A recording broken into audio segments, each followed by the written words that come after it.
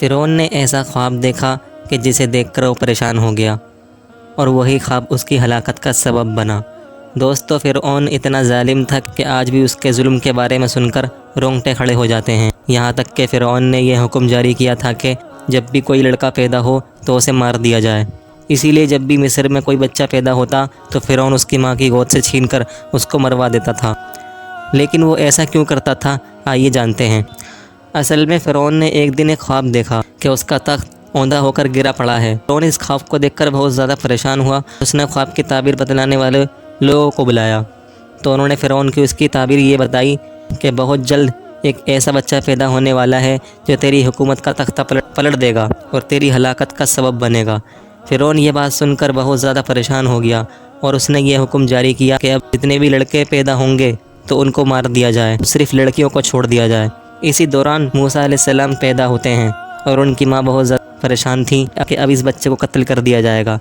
اتنے میں ہی ان کو اللہ تعالیٰ کی طرف سے بشارت ہوتی ہے کہ اس بچے کو صندوق میں ڈال کر دریا میں بہا دو اور تم ذرا بھی غم نہ کرو، ہم تمہارے بچوں کو واپس تمہارے پاس لے آئیں گے۔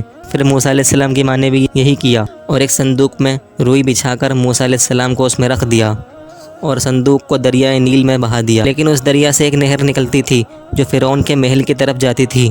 تو ہوا یہ کہ فرعون اپنی چہیتی بیوی حضرت آسیہ کے ساتھ نہر کے کنارے پر بیٹھا ہوا تھا کہ اچانک وہ صندوق اس کے سامنے سے گزرا۔ تو فرعون نے اپنے غلاموں کو صندوق باہر نکالنے کا حکم دیا۔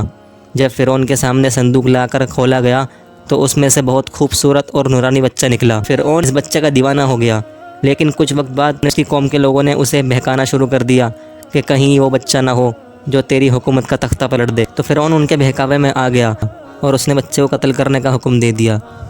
لیکن فرعون کی بیوی جو کہ بہت زیادہ نیک اور اللہ والی خاتون تھیں، انہوں نے فرعون سے کہا کہ یہ بچہ ہماری آنکھوں کی ٹھنڈک بن گیا ہے اور کیا پتہ یہ وہ بچہ نہ ہو جس سے تو ڈر رہا ہے۔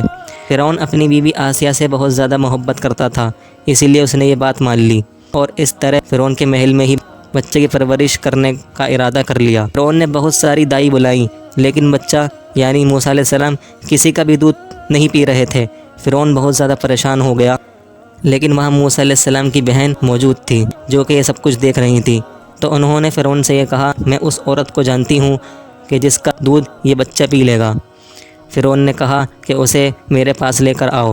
تو موسیٰ علیہ السلام کی ماں حاضر ہوئیں اور انہوں نے موسیٰ علیہ السلام کو دودھ پلایا تو انہوں نے دودھ پی لیا۔ فرعون یہ منظر دیکھ کر بہت زیادہ حیران ہو گیا اور اس نے کہا کہ اس بچے نے کسی کا بھی دودھ نہیں پیا، لیکن تمہیں دیکھتے ہی اس نے دودھ پینا شروع کیسے کر دیا؟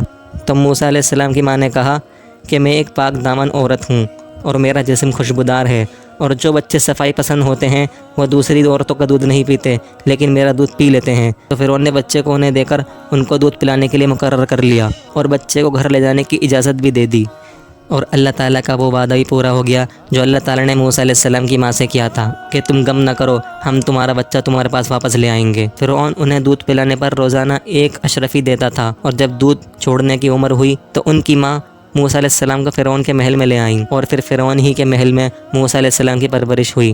چینل کو سبسکرائب کریں تاکہ اسی طرح ہسٹوری سے ریلیٹڈ ویڈیو آپ دیکھ سکیں۔